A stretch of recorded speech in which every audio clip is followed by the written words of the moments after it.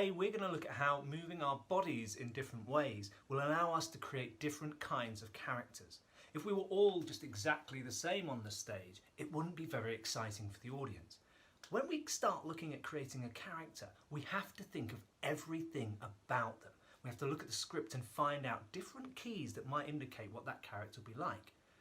But that comes with more than just words. That comes from our bodies and how we can express and move. Theatre is so wonderful when we can be something that we are totally not. So we find a different speed, a different motion to really bring a character to life. And we're going to do that today with a very simple technique. We're going to use a needle and a thread. Not a real needle and a thread.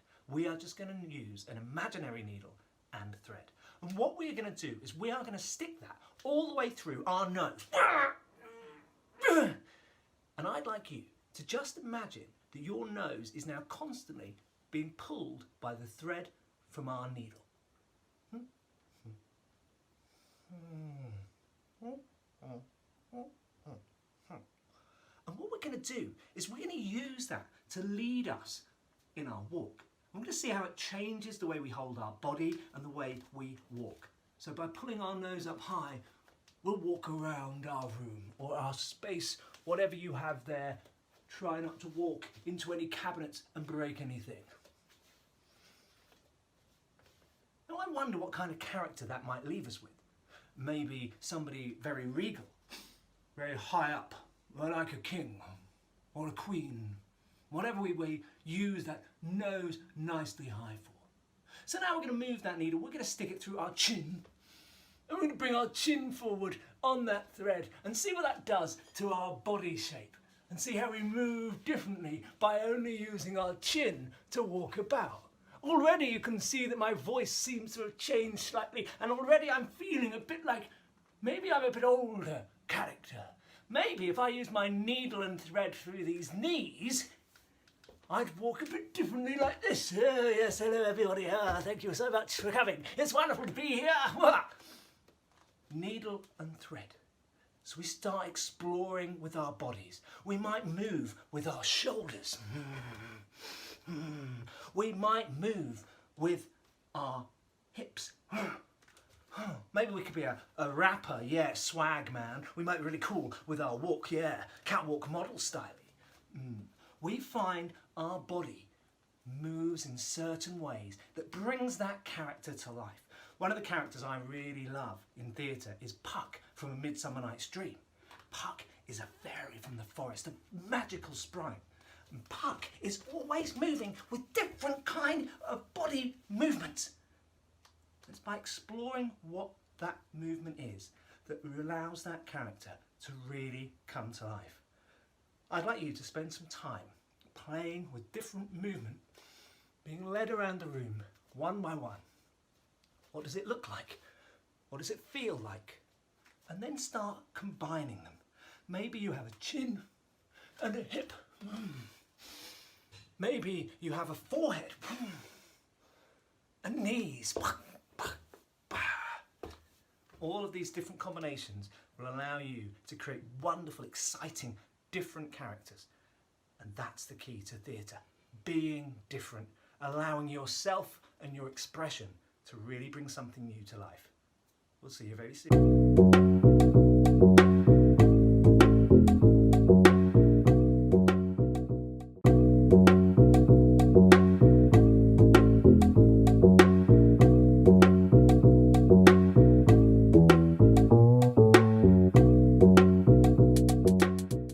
Hey everybody, today we are going to look at using our voices and how we can use our body to change the way we talk. So again, when we're making characters, when we're being a one-person show where you might need to play several different characters all at once to really tell that story, we're going to find a simple technique to really change your character straight away.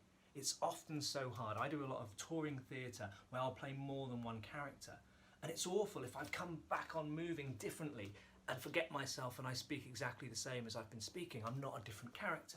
I need to be able to go from one person straight away into somebody else, because that's how all of a sudden the audience see a different character. Because I still look very much the same. I might have a different hat on. So we're going to look at where those voices come from in our body to enable us to be different characters instantly when we don't have the luxury of big costume changes and everything else. Again, so that you guys from home can make your shows and invite different characters in throughout the show. So first of all, I'm going to ask you just to get your hands and place them down here, right low in your stomach. Don't pat too hard if you've only just had breakfast. Hold your hands down here in the bottom of your stomach. And I want you to take a big deep breath all the way in and down. Really push that out. And we're going to use this voice, this area. We're really going to speak from here. We're not going to speak from up here. We're going to use our minds and we're going to think to ourselves, I am speaking out of this part of my body only. And it's going to make us a lot deeper. 1, 2, 3. Hello! My name is the Ogre. Ha ha ha ha! Or Father Christmas, whichever one you choose. So we speak with a deeper tone to our voice by thinking constantly, I'm speaking from this part of my stomach. Maybe it's a place to use when I'm playing a much older character than I am. Maybe it's good for Shakespeare. Darlings. Now, we're going to move that voice up. We're going to move it to this part, our chest. And this is often a great place to start for if you're wanting to create a character perhaps of a different sex to you. So if you're wanting to be perhaps more feminine voice, we can pull that into this area here, our chest. So again, take a deep breath in, but this time don't pull it all the way down to here. Pull the breath to your chest and think constantly where you are speaking from. 1, 2, 3. Hello, I am Paul, and I'm speaking differently here to when I speak down here. Differently here to down here. Great. So let's take that up. Sometimes we have to play characters that are a lot younger than us. Or just we want to find that different style of voice. Maybe for a fairy kind of character. Those people. And we take that all the way up to the top of our head. I know this sounds really strange, but by thinking about where we are speaking from, we're able to really change that voice pattern. So hands on heads up here, breath in again, and really think that you are speaking only from the top of your brain with a 1, 2, 3. Hello, my name's Paul, and I'm speaking from the top of my head. It really does make me sound a lot higher pitched. Maybe I could play a really young character, or maybe I could be some kind of cool voice sprite. Great, well done guys. Just changing where we are talking from. We might talk from here, and by talking from here again we might play a young character. In fact, let's do that. Let's use some fairy tale nursery rhyme characters for this part. Let us be the king of the entire realm.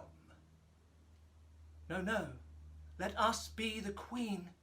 The queen is the true ruler. No, Mama. I think you'll find it is I, the prince. Oh, you are all so silly. It is actually me, the princess. I think you'll find you're all very silly. It is, of course, I, the witch, who rules. Play around with where you speak from. Of course you can throw accents on, you can tighten vocal cords and things like that, but you have to always be careful not to damage things here. The first thing people do when they try to do a high-pitched voice is use this, and they go really squeaky, and then that is damaging. And believe you me, when you're doing a theatre show night after night after night, you can't afford to hurt your vocals. Please give it a go. I know it sounds a bit oddball, but trust me, if you put your thoughts into where you are speaking, you really can change the pitch of your voice without ever using here.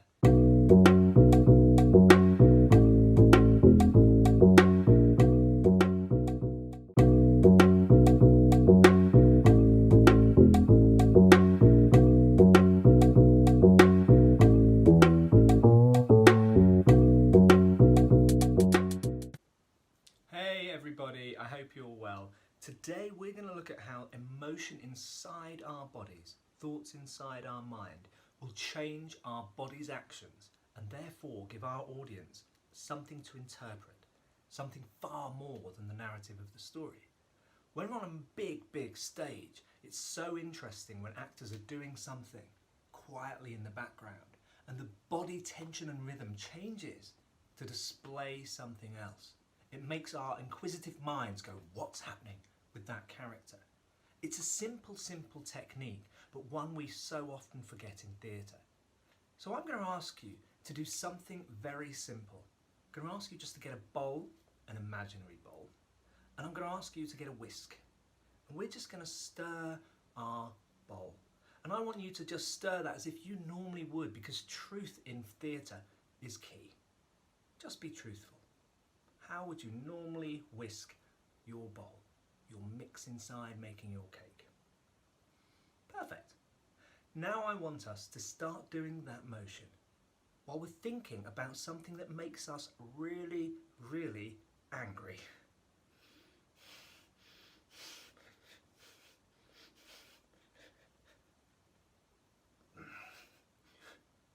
Now, let's start thinking about something that makes us really happy.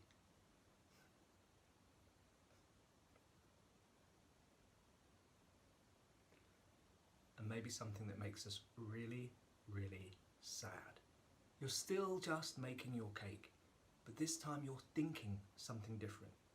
And we are able to use our thoughts in the thoughts of our audience. We never have to say a word.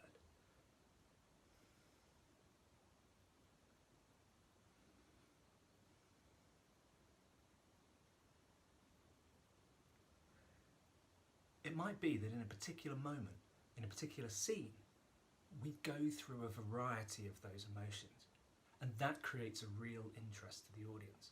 They start seeing something happening and they start telling their own story, and that in theatre is absolute gold.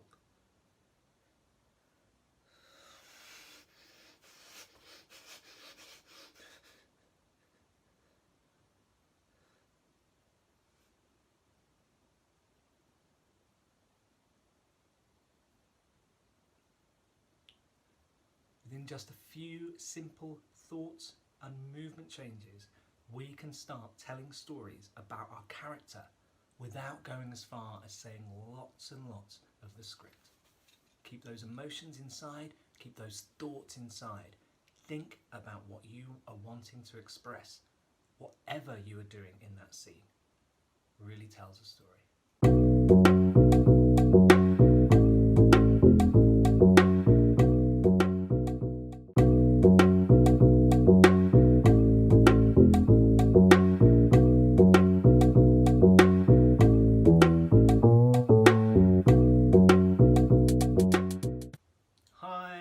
Again. Today we're going to look at how we exaggerate. Now, exaggerating in normal circumstances isn't always the best thing to do, but in theatre it's essential. It's a way to create stories that are so much bigger and so much more interesting than perhaps what is normally there. And it's a way for you guys who might be stuck in through lockdown again, or not able to go out and about and do as many things as you normally would, to really get to the core of that story that you want to tell, how you are really feeling. If I just simply went, I'm just a bit sad because I'm locked in, we wouldn't have a story, we wouldn't have a show.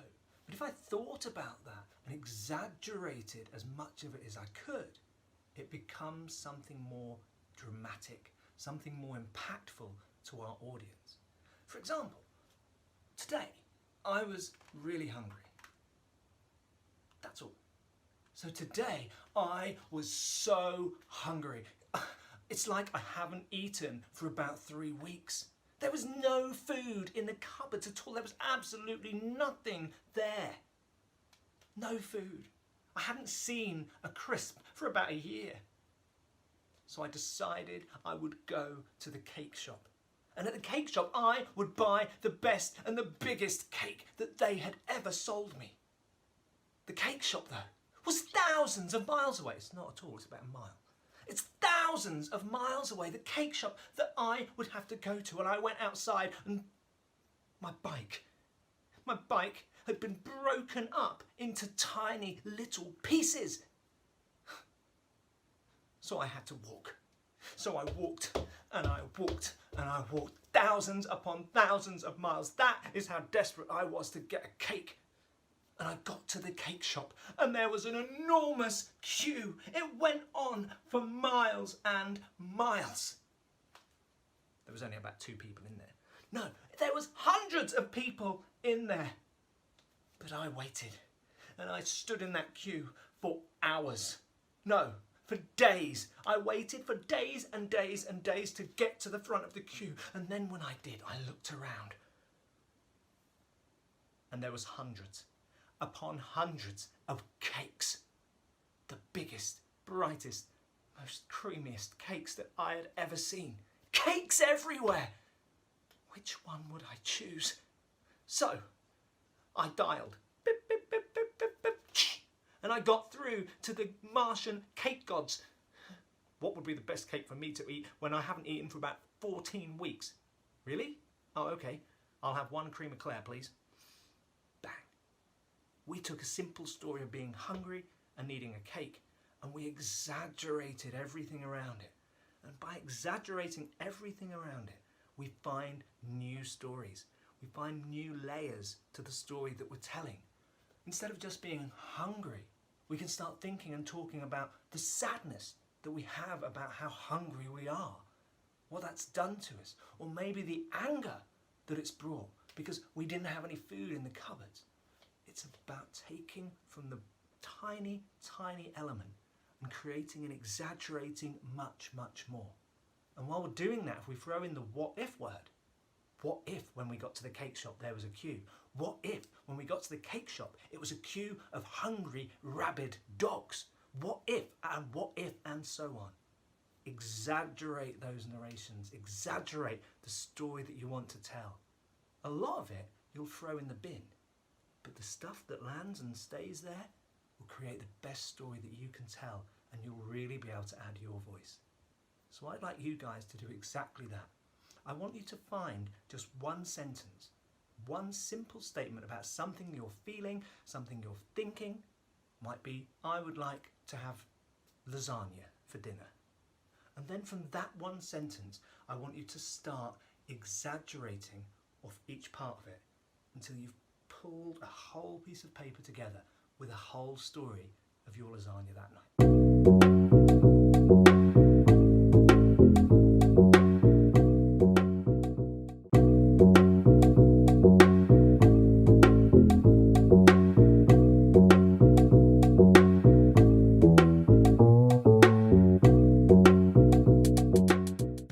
So, we have exaggerated storylines. We've exaggerated the narration and the words of our script. We've gone from something very simple, I want a cake, to a whole story about this cake, exaggerating every single element as we went along. We're now going to exaggerate with our voice. We're going to see how by exaggerating the things we say, we'll change the tone of the delivery and the way it appears to our audience. I'm going to use a tongue twister, and it's unique New York. Unique New York. Unique New York. Unique New York. Great little exercise to warm up, by the way, before you do anything theatre-wise. Gets that voice and those lips really moving for when you're saying those words. Unique New York. So what we're going to do is very simple. We're just going to stand or sit, whatever's comfortable for you in your environment. And I'm going to ask you just to say those words, just very normally. Unique New York. Unique New York. Unique New York. Unique New York. Great. But let's see what happens when we start exaggerating. Maybe we exaggerate unique, new, and York. Maybe we exaggerate just unique, just new, or just York. Maybe we exaggerate with our body at the same time. Let's give that a go. Unique New York. Unique New York. Unique New York. Try the new. Unique New York. Unique New York. Try the York. Unique New York. Unique New York. Try all three. Unique New York. Unique New York. Unique New York. Unique New York. Unique New York. Unique New York. Great. By exaggerating and playing with just that simple, unique New York, we can find new elements. And to our character, thinking about our body tensions and our movements from before, what would that character be? We did the needle and thread. And the knees. Maybe that's something that he would do. Maybe what's important to him about unique New York is the new part. Oh yes, I travelled down to that unique new York. It was a wonderful place. It was so unique. Oh yes. Oh, what it's like to be in unique New York. Makes me so happy. Exaggerate. Find ways to express those words, moving the body to make it sound something really, really more exciting than it is. All depends on what happens before and what happens after you deliver that line. Find what would work. Play around with it. We can often get too set on the very, very set structured thing. It's about freedom. Break out of it. Play with it. One of my favourite places to be is the rehearsal room. In there I can really try these different ways. When I direct actors, I'll say, great, but really go for that last word. Explode on that stage. Because by doing that, there's a reason. There's always a reason. And as an audience, I'm now wondering what that reason is.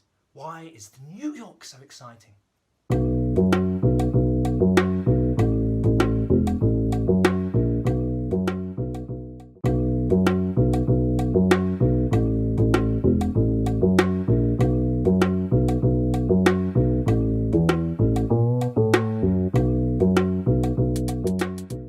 Hi everybody. So we've looked at exaggerating narrative, storyline. We've looked at exaggerating speech and how we deliver the words, including the movement. Now we're going to look at exaggerating movement itself, especially for physical theatre. We want you to really be able to express yourself. We want you to know that there's no right or wrong in theatre. There's no right or wrong with how you express an emotion, what you want to say. And exaggeration is a great way to start finding that. We can often be really reserved and nervous about what we're doing. But by allowing ourselves to exaggerate, we find somewhere on that chart the part that really means something to us and what really works in the show or the story or the narrative that we're trying to get across. So we're just going to do very simple stuff. We're just going to walk as best you can, depending on your space at home. Again, don't break any expensive vases. Sorry, love. We're really just going to walk normally from one place to the other. So just walk as you normally would. Whatever your walk is. No right or wrong way of doing that either. This time though, let's just exaggerate that. Let's just pull something into the bottom half of our body and the top with our arms. Exaggerate that. While we're doing that, we might have just found a new character. We might have found a new way to express a different emotion. Maybe we exaggerate our walk differently. What about exaggerating each tiny part of us? It's amazing how interesting small things can be on a stage. They're exaggerated. My hand normally opens and closes like that. What if it exaggerates that movement?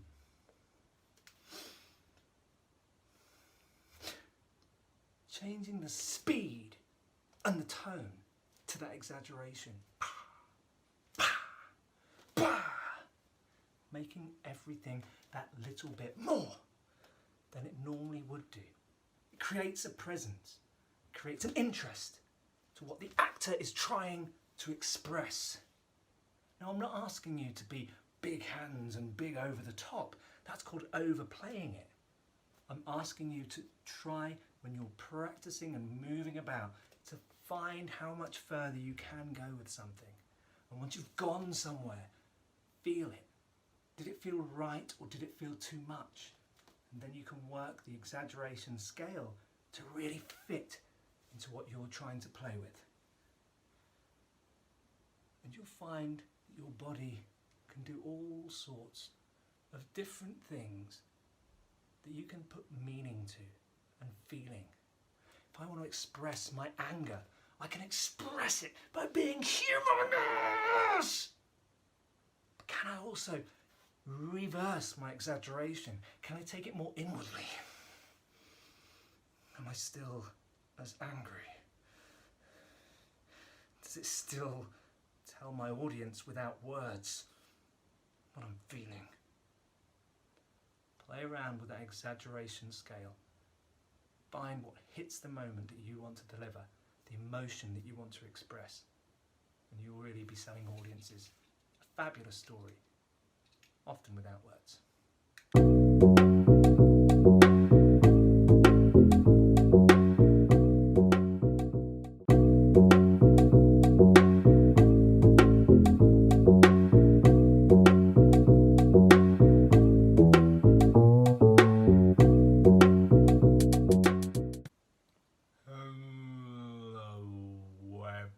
Everybody, we are today going to talk about some pacing. Sorry about that. Hi everyone, today we're going to talk about some pacing. Now in our workshop we looked at body tension and rhythm, about how our bodies can move and how that change and move will change different parts of us and how it will affect what our character is doing and saying and those messages without the words. But of course, as I keep saying, theatre isn't just about the physical movement. We can do a lot without it, but we are going to use words sometimes. We are going to speak. So we can use the same process to change the way that character talks. You can create a complete character way of working by just using that tone scale. We can also use it to change the delivery within a sentence. So I'm going to just remind you of those numbers. We have 0 is neutral. So it's my normal speaking voice when we're talking about voice. Obviously in our previous, we were neutral, which meant our engines were running. We were ready. Number 1 with our body was slow motion.